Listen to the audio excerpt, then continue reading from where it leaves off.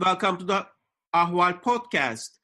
Today, we have a very special guest, Barbaros Şansal, who is a Turkish fashion designer and human rights activist. Şansal describes himself as apprentice. He is apprentice to a very well-known, prominent fashion designer, Yıldırım Bayruk. Barbaros Şansal is a fashion designer, but in recent years, his name is mostly heard by his activism in human rights and freedom issues. Şansal also took very important part in Gezi protests in 2013 summer to protect one of the final pieces of greens, a green park, which is called Gezi Park in Taksim. I feel very lucky to have him here today on Washington Hattı podcast. Welcome to the program, Barbaros.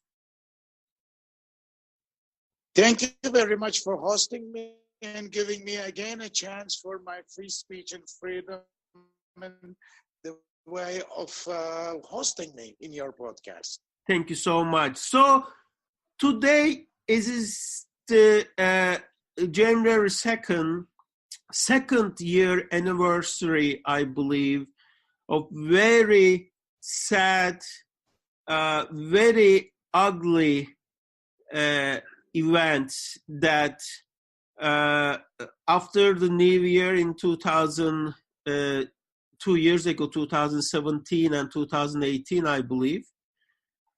16 to 17. I am very sorry.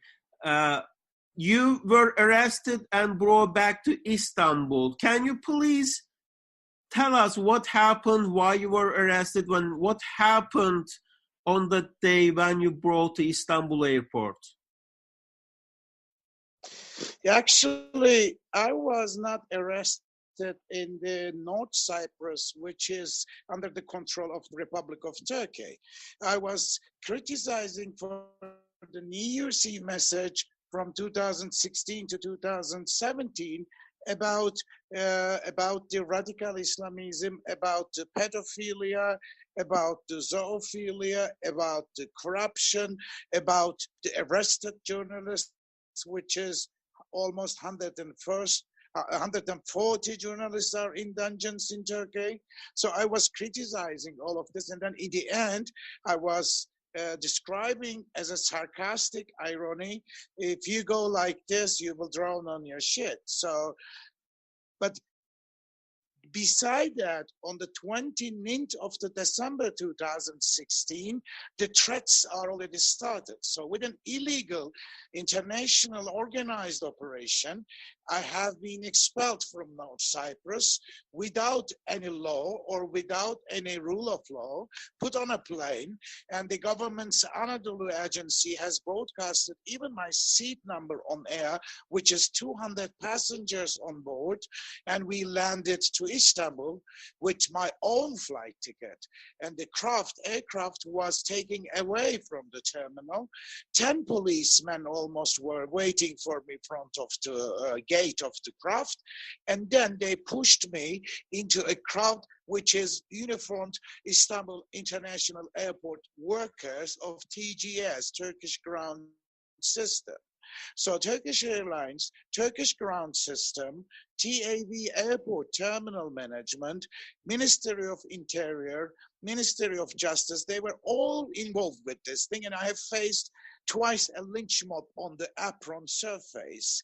And then I have been arrested with the article of 216 with the fake evidences and put in a jail in Silivri type L cell with isolation for 56 days, and then I was not found guilty. And you stayed in the jails about, you said 2 months or less than 2 months. Yeah, 2 months. No medical care, no food, no television, no radio, no watch, nothing. -10 Celsius in Silivri. And also the behavior of the guardians. The management is very, very anti-Semitic and homophobic, because I'm also a LGBTI right defender worldwide. So they were very upset about my behavior, which I was very quiet. So I had to sit down in this cell and wrote a book about what's going on in Silivri dungeons. It was like Midnight Express, what I hear. And that book published, when was it publishing? About a year ago, I believe? Yeah, 1.5 years ago, yeah. Do you plan to publish that in English as well? Yeah, at the moment it's translated to German, and then it will be translated to English. But the metaphors of the jail and the economical and political history of Turkey, it's difficult to translate, because Turkey is living in a surreal world, and the expressions in my book actually should be written very careful, so I don't want to face other judgments and penalties by the autocrat regime of Turkey.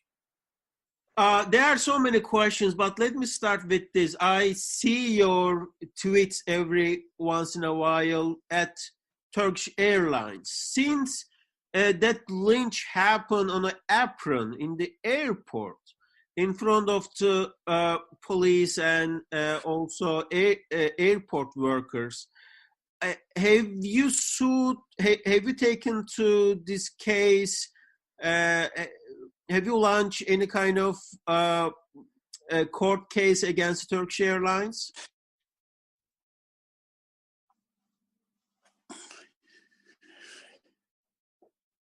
Hello? Hello? Did you hear my question? Yeah, I did, so I reply. First of all, the first prosecution has to be done by the government, because it's an international clean area. And also, at the same time, Istanbul Atatürk Airport, APRON, is a logistic airbase of NATO forces. So therefore, the government has to issue a prosecution. But so far, 4 prosecutors has been changed. Those 14 people has been identified, but no any case has been brought to the courthouse. Also, I opened a case for against Turkish Airlines, TAV management, and the TGS, which is Turkish ground system. And the court is still continuing, but it's so slow, and they want to keep it under statement, not to take it to the issue to the international courts. Because I also wrote to IATA, International Airline Travel Association in Paris, but because Turkey is a partner of our International Airline Passenger Association and also the Star Alliance company, they are going blind eye because Turkey is paying money to them. But the thing is, this court somehow will be seen on the courthouse, and also I am going to the higher court right now, and I will take it to the European Human Rights High Commission, of course.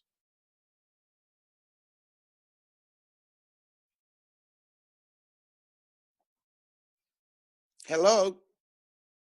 Sorry, I was muted. This is a very unfortunate event we are hearing right now, on the second anniversary of your lynch.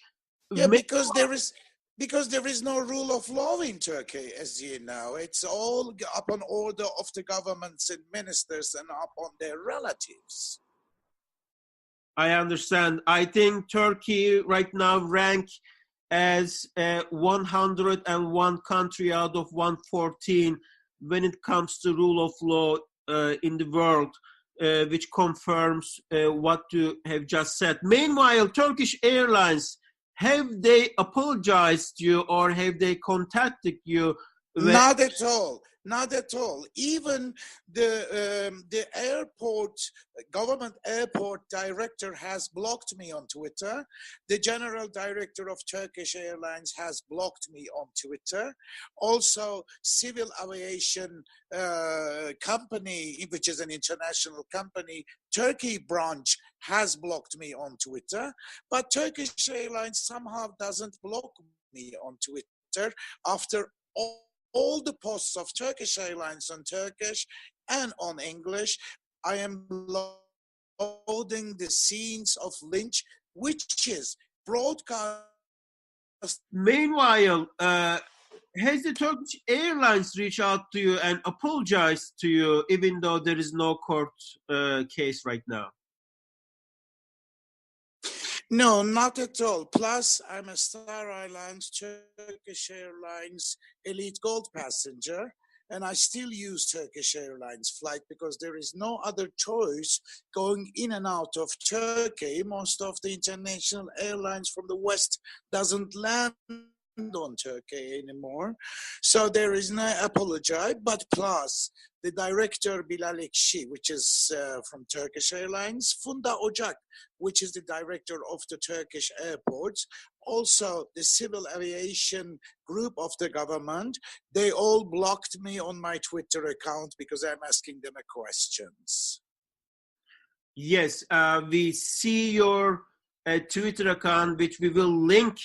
It is on Twitter, that you are tweeting at Turkish Airlines and reminding them about what happened 2 years ago very often.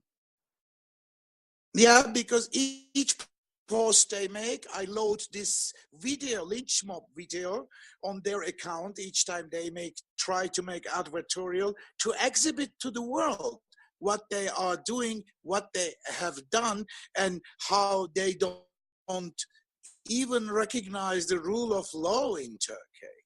So just exhibit them to the world of Turkish Airlines, of their behavior. I understand. We will follow this case. Meanwhile, you mentioned that there is a surreal condition or conditions in Turkey right now. What do you mean? What is it? You still are able to travel in and out of Turkey, which is very important. Many dissidents are not able to do that. How it is like to right now living in Turkey, or how do you see the last couple of years in Turkey as a rule of law, or the human rights and freedom of press and other freedom issues? How Turkey is doing?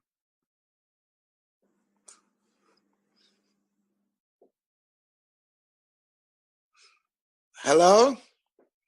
Did you hear? Yes, I Okay. I heard. Okay. Actually, as a supporter of Amnesty International, Freedom House, Human Rights Watch, LGBT Listak, etc., worldwide organizations, we are following Turkey. Actually, me going in and out from Turkey is always risky because you never know when and how something's going to happen. But watching to the streets of Turkey, everywhere thousands of civil or uniformed police, but these are not ordinary policemen. These are the armed people of the government. So they are not very polite with the population. Each time you travel from your work to your home even, you should face several identity controls, car search. It's like living in the middle of the war. So Turkey is not a very civil democratic country anymore. The change in last couple of years has getting tougher and tougher, and the pronunciation of those campaigns of elections, neither the government or the oppositions getting tough and tough every day. So that creates more nervous societies which hates each other. So Turkey is sharply divided to pieces by the nation, and also the economic crisis which government cannot control very well and brings more deep divisions in the society, is taking higher risks for the future of the Republic of Turkey. I understand. This is very worrying signs. Very recently, two very important comedy actors of Turkey, Müjdat Gezen and Metin Akpınar, Both are very famous. Uh, they both were detained and they had to go to the court. Can you tell us a little bit about of their case? Why?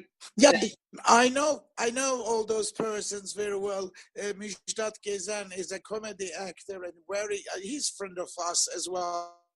Just because he even didn't criticize the government, but because they are kind of iconic secular people, so the government needs to create targets and enemies to create hate and craven.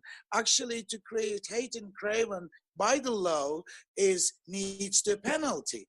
But everyone is blamed to create hate and craven, but the government does it and blame on the other people, make them target, use the law, and make them useless. Fatih Portakal, which is an anchor man of the Fox News, Fazıl Say, which is a worldwide pianist of us, has been also accused insulting Islam. So blasphemy is loading in Turkey. Republic of Turkey should be a secular country, but I cannot tell Turkey is anymore secular. It's a Salafi and Wahhabi, Sunni, Islamic winds are blowing over the head, and the change in last 15 years, Turkey is getting far away from the West, getting deep into the Middle East jungle. How do you think this is going to end? You also spend time following the international affairs, especially on Syria. How do you think Turkish adventure will end there?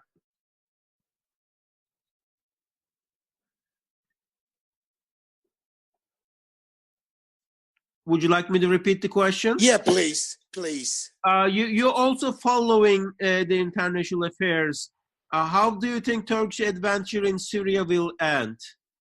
It's very, very dangerous area because Turkey are hosting approximately 4 million refugees, and hosting those refugees created a new illegal human trafficking business in Turkey.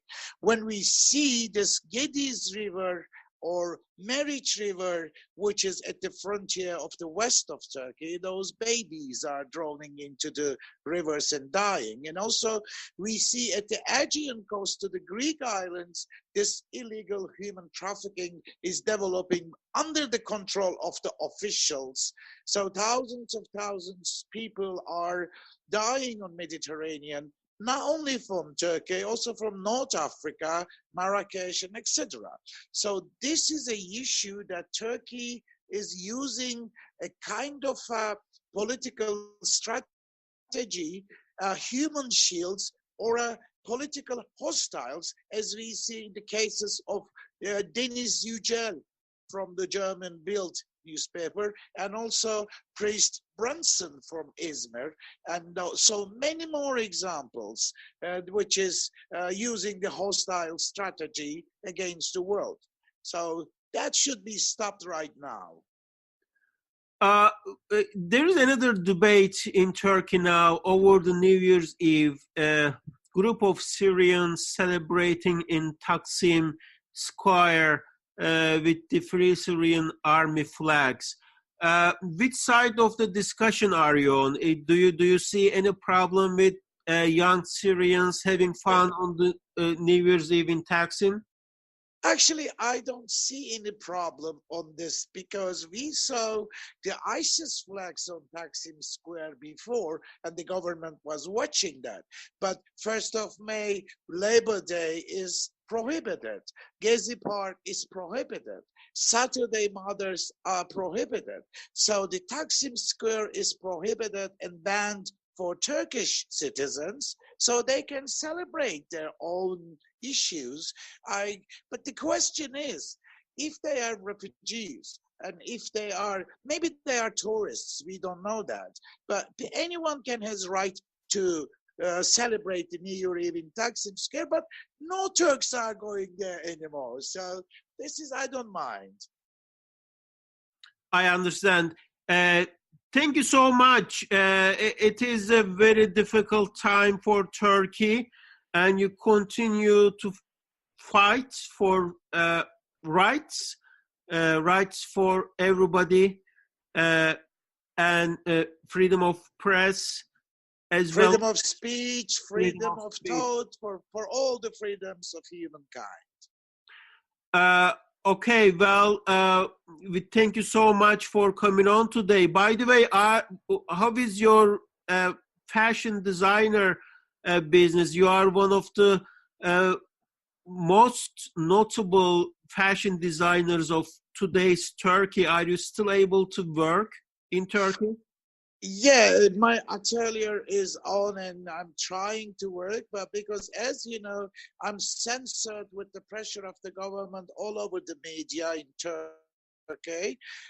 Thanks that I have some clients, but if Turkey continues like that, I have to close down my atelier. Now I'm making a new branches in Belgium and Switzerland. I may go and live in EU because Turkey is risky for me. I have been targeted every day and I'm already under the protection of the government. But I mean, how government protects me, the world knows that. So I will struggle another year for Turkey, for the Turkish citizens and for all the people. But if the behavior of the Turkish government continues like that, I have to leave the country. I understand. Again, thank you so much for coming on today and telling the truth, telling what's happening on the ground from Turkey. We are very lucky to have you today here. I thank you very much that you give me. I thank you very much that you give me a chance to express my thoughts and my feelings, because I don't find that chance too much in Turkey. So I thank you very much. Thank you. Hopefully talk to you soon, and good luck with your court case and the lynching. We are going to talk about and continue discussing your case as well.